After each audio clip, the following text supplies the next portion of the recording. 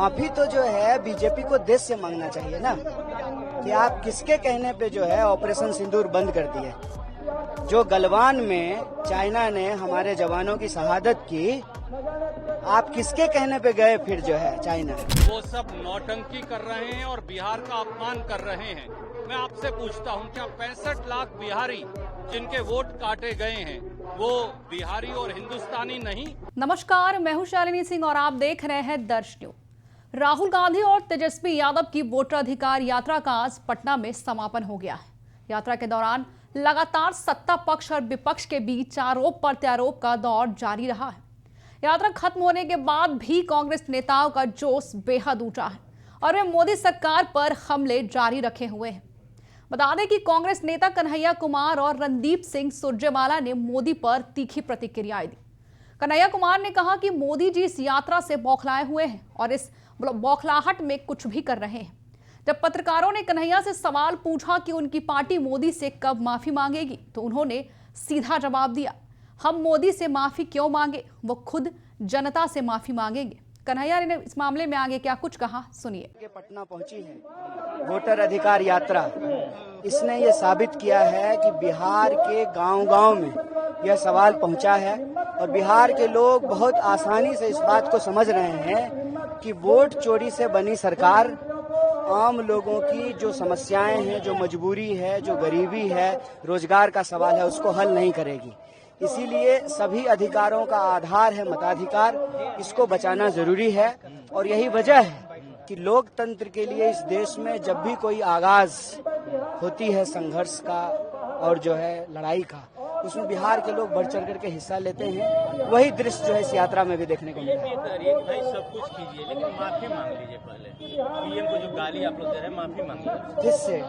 PM बोल रहे हैं, बीजेपी एनडीए बोल रही है कि जो प्रधानमंत्री के लिए शब्दों का प्रयोग हो रहा है। कौन सा शब्द बताइए, कौन सा शब्द बताइएगा तो उनको कौन सा शब्द है, कौन बोला है? माफी गाली आप लोगों ने किसने? कांग्रेस के लोगों ने दरभंगा में। तो किसने दी है? क्या कांग्रेस पार्टी के किसी नेता ने दी है, किसी कार्यकर्ता ने दी है? तो फिर किस बात की माफी मांगे? माफी तो जो है बीजेपी को देश से मांगना चाहिए ना, कि आप किसके कहने पे जो है ऑपरेशन सिंदूर बंद कर दिए। जो गलवान में चाइना ने हमारे जवानों की शहादत की, आप किसके कहने पे गए फिर जो है चाइना? माफी तो बीजेपी को मांगना चाहिए ना, कि किसके खाते में 15 लाख रुपया पहुंचाया, किसको जो है 2 करोड़ नौकरी मिली। माफी तो बीजेपी को मांगना चाहिए कि क्यों पेपर लीक हो रहा है, क्यों बीपीएससी के अभ्यर्थियों पे जो है लाठी चलाई जा रही है, क्यों किसानों को उनके फसल का दाम नहीं मिल रहा है, क्यों जो है भारत के किसानों के मूल्य पर अमेरिका को फायदा पहुंचाने की नीतियां बनाई गई है। माफी तो बीजेपी को मांगना चाहिए ना। जो सवाल आज ईसीआई पे उठ रहा है, तो उस ईसीआई को लेकर के बीजेपी को देश को बताना चाहिए कि जब मुख्यमंत्री और प्रधानमंत्री कानून से ऊपर नहीं है, तो फिर चुनाव आयोग को कानून से ऊपर क्यों रखा गया है? उसी पार्लियामेंट में ये कानून लेकर के आए कि चुनाव आयुक्त के ऊपर कोई कार्रवाई नहीं होगी, और उसी पार्लियामेंट में अध्यादेश ला रहे हैं कि मुख्यमंत्री पे कार्रवाई होगी, प्रधानमंत्री पे कार्रवाई होगी।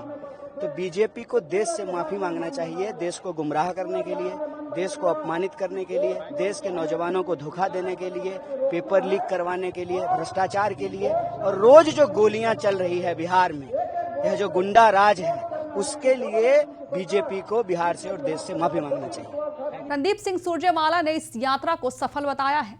साथ ही ये भी कहा कि इस बार जीत हमारी पक्की है। उन्होंने आगे क्या कुछ कहा, सुनिए। ये एक नए स्वतंत्रता संग्राम का ऐलान है, ये एक बलबला है, एक क्रांति है, क्रांति का एक संदेश है।